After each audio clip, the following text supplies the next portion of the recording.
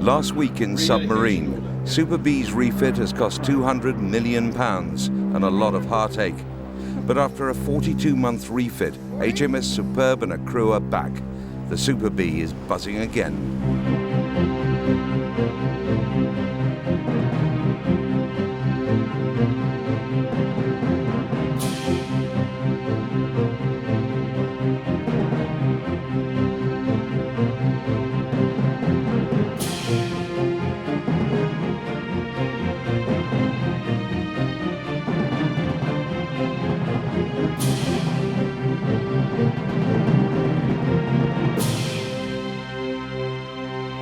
Target set up, new contact.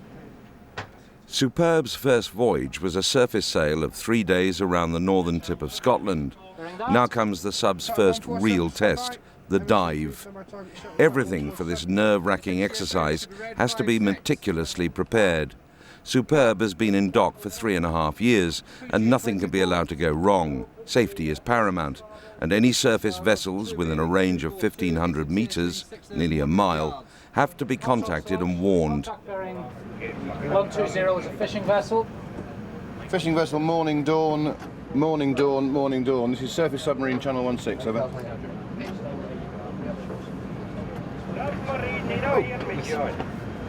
Robert, is that you, over? Was that young Smith I heard on Channel 8 transmitting continuously as usual, over? No, young Smith. You mean old Smith? You should see him all. The mood is relaxed, but there is an underlying tension. Commander Humphreys has years of experience in submarines. He has always wanted a career in the Navy, but there was something about the trade that drew him in.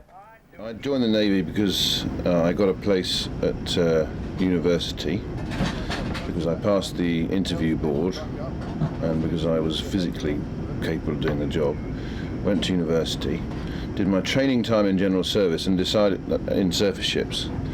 And as a young, impressionable, arrogant sod, decided that I wasn't going to fit in general service, and started to look around for something else, something more. You only get one shot at this life, so I thought, I want to be an elite. I have a mild form of hay fever, so I couldn't be a pilot. Anyway, silk scarves don't suit me, so submarines was my first choice. I joined submarines in 1979, so I've been doing it 20 years now, on and off. So it was an accident, really. But the thing that attracted me from the start was actually, I thought, for me, for my character, I had the best chance of achieving command, which in my branch is what it's all about. It's the only job worth doing at sea, as far as I'm concerned. The trade is all about taking submarines beneath the surface, and that is about to happen. Diving stations.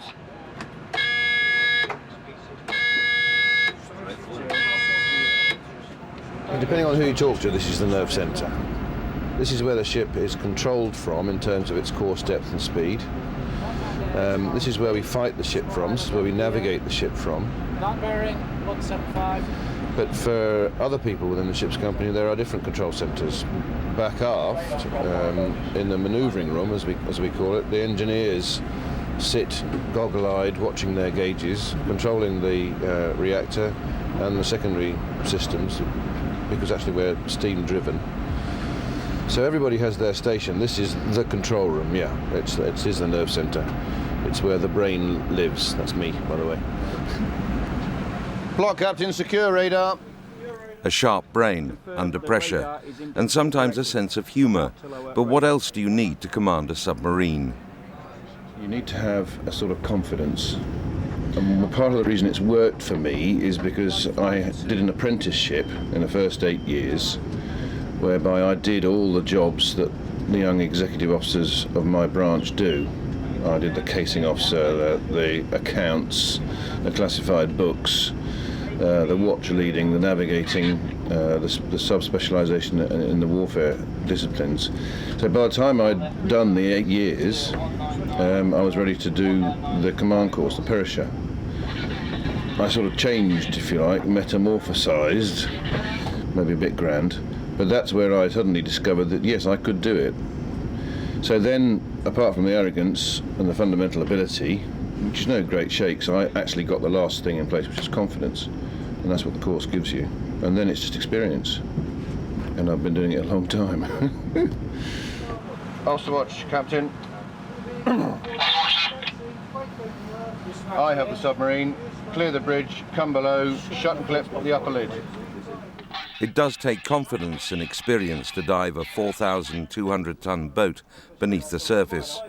Not all the crew has been on a dive before, but ship controller for today is coxswain Paul Kennell from Gosport. Experienced as he is, there is some worry. I don't think it's nervousness as such, it's just a little bit of apprehension probably on hoping that the dockyard have done all the jobs and tested all the valves correctly and everything's in the right place.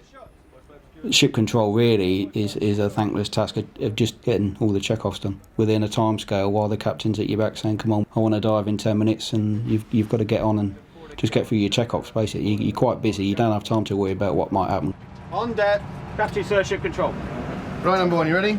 Ready, sir. Mega pipe diving now. Pipe diving now. Diving now. Diving now. Open 3 and 4 main vent. Open 3 and 4 main HMS Superb has been inside the dockyard for 3.5 years. Today, the 125 officers and men will rely on the expertise of dockyard workers they've never met. The aim will be to let the bow come up as far as it can before we open 1 and 2 main vents.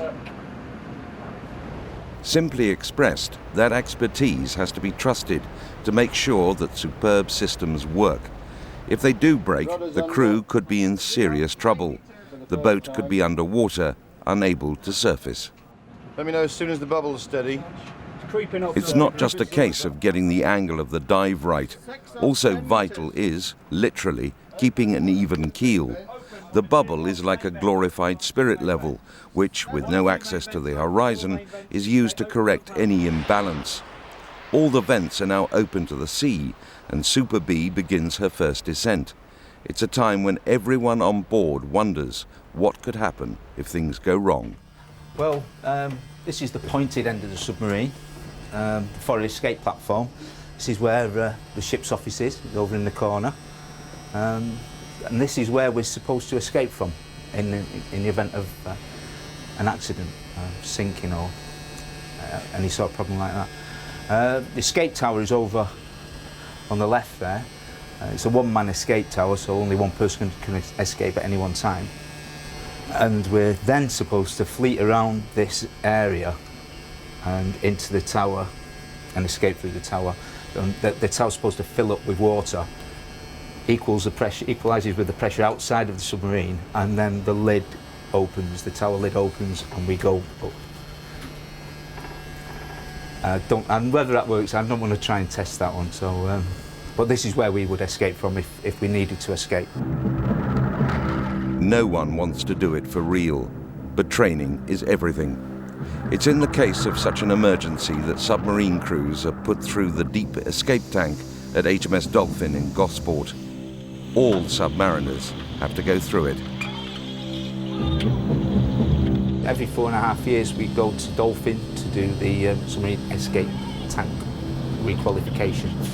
That's the 100-foot tank, it's a 30-metre tank that we have to train in every 4.5 years. And they build your confidence up to say that this is how you would escape.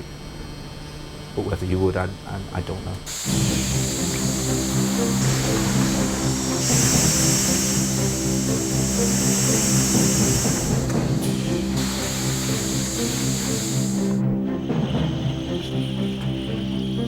It's not a thing any of us would wish to do. Another of Superb's crew, Petty Officer Doc McGonigal, went through his emergency training at Gosport, and he got the bends, a potentially lethal condition. I've only done it in the water once, and for some reason nobody's quite sure. I suffered from the bends when I did the tank, and I had to spend 8 hours in a recompression chamber on compressed oxygen and stuff. It was a nightmare. Then time in hospital said they don't allow me to do it anymore. I just have to go and splash around in the swimming pool instead of going in the water. So we've got a doc that works on a submarine who's seasick, Got the bends. Do you like the sight of blood? I don't mind that actually. Yeah, that's not too bad. You get used to that. The other things I can deal with that, but the seasickness and that's a bit different. On her way down for the first time, it's up periscope. The captain's eyes when the submarine is stalking its prey. He's not happy with his lenses. Can we clean the periscope windows before we dive? Yes, sir. Yes, sir. They're checked. Clean. What do we clean it with? Brillo pad? The dive is what makes the submarine so radically different to any other warship. The bow's not coming down as fast as it ought. Put some water into the boat and trim it for us. It defies all the laws that govern surface ships, or skimmers in submarine parlance. Level bubble, 10.4 metres. Shut 3 and 4 main vents. It purposely sets out to sink itself by replacing air in its tanks with seawater. It's not the speedy process you see in films. It can take 10 minutes to dive. On this first dive for the crew, it's going to be a long 10 minutes. Slowly, gently, Superb slides beneath the surface. 6 down, 30 metres, back to 17 and a half. Down 30 metres, back to 17 and a half. 6 down. Stop trimming. We have control of the bubble, Plainsman. I have control of the bubble. We have control of the bubble, sir. 6 down on the boat. 14 and a half metres. Submarine passing 16 metres. Report all hatches from forward. It's a first, tentative dip beneath the surface, just down to 30 metres, and then back up again to periscope depth.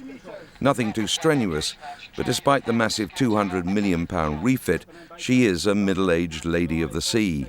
At 25 years old, she has to be treated with care and respect, or she might bite back, and nobody on board wants that. Flex system seems to be passing some sort of water. Pump both sides, can you reckon? Conning tower open. Conning tower open, dry. Pump both sides. 25 metres. That's dry. Roger, both sides. Paul Kennel runs quickly through the checklist. All seems nominal. The old girl has passed her first test.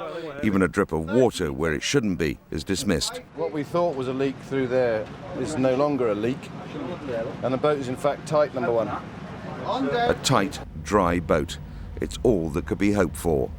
Reggie Perrin admits now there's relief. We might not have shown it, but there was, because you've just been in dry dock for 3 years, and everything's been put back together again. Now, is it going to leak? Especially under pressure. It's not nice.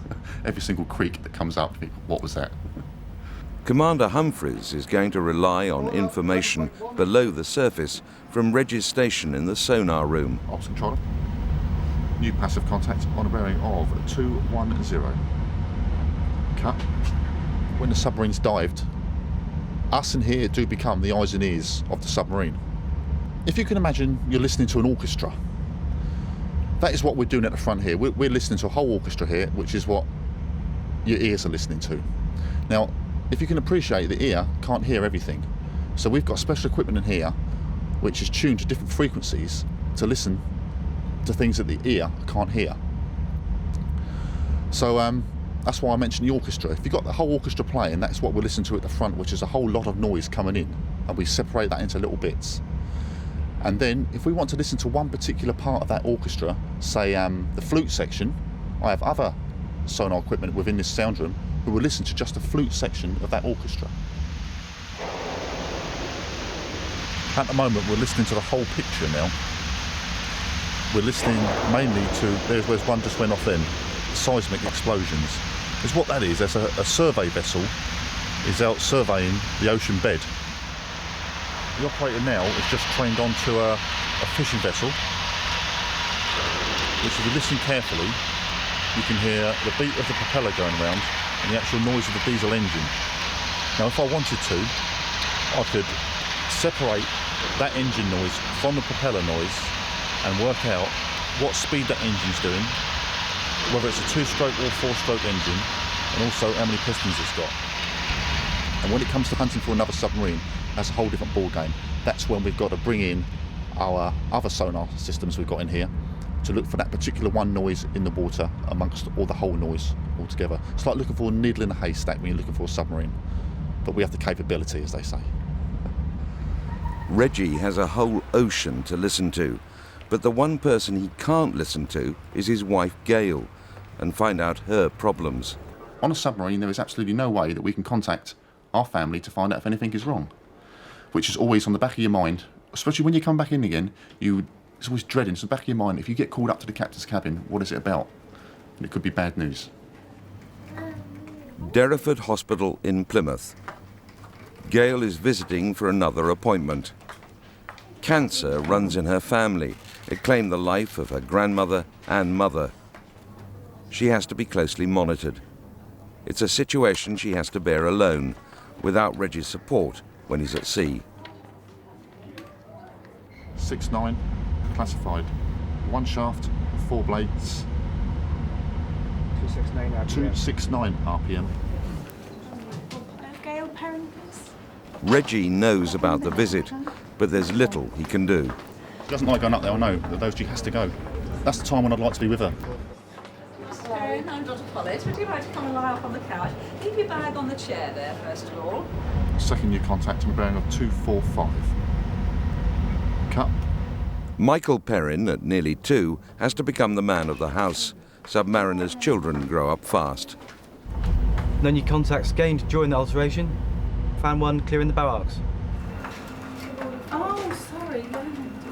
I had to have a scan, and then also I had to have an internal scan, just to check that everything was okay with my ovaries. And also, I have to have a blood test, but I didn't have to have that done today. And what happens is that happens once a year, just to check that everything's all right, and they've just told me that everything's fine for another year.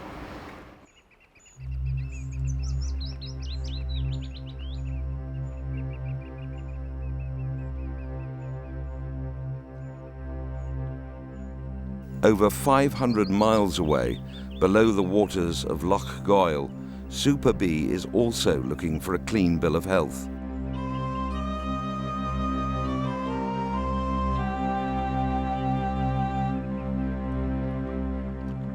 She has proved she can dive, but she is designed for stealth, and that means she has to run silent and run deep.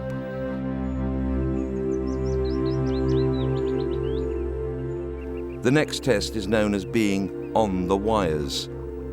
Superb will spend days running up her systems and trying to stay invisible to a shore-based listening station. This is where the stealth element of a hunter-killer comes into play. I can see you, but you can't see me. At the end of this period, Superb will be capable of silent running.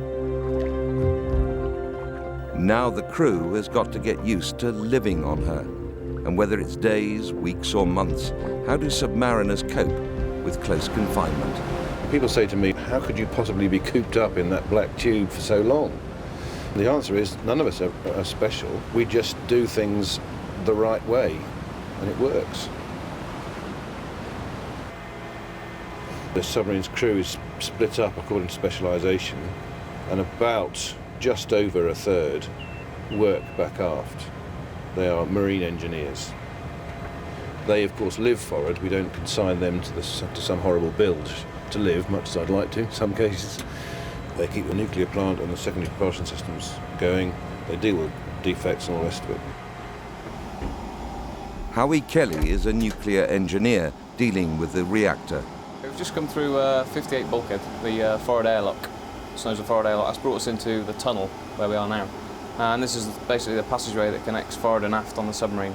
Below us is the RC, or the reactor compartment, where the reactor's housed, and the steam generators.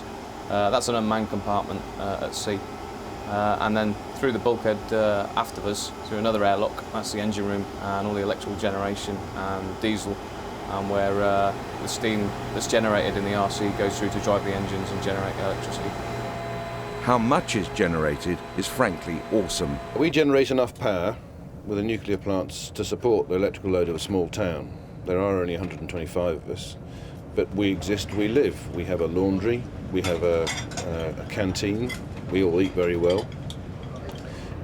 We work, play and rest in the same space, so we have the domestic arrangements and our work environment all on hand. So yes, we are our microcosm, if you like.